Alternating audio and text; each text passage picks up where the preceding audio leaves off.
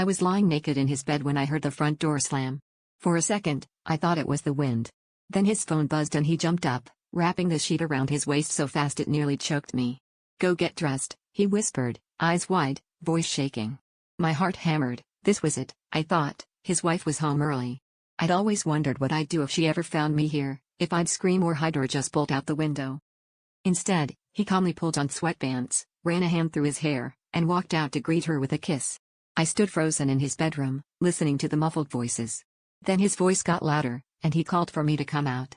My legs trembled as I stepped into the living room, still pulling my shirt over my head. She looked at me, smiled, and said, "So you're the new roommate?" My brain short-circuited. I stared at him, searching his face for a clue. He just grinned, arm around his wife.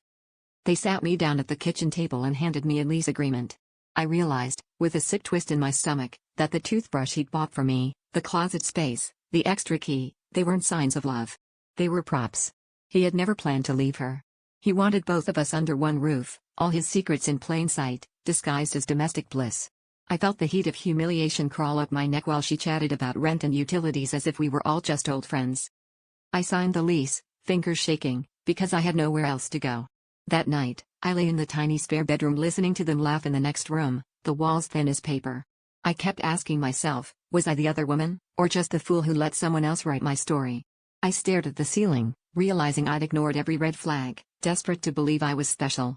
But there I was, trapped by my own need to belong, a willing accomplice in my own betrayal.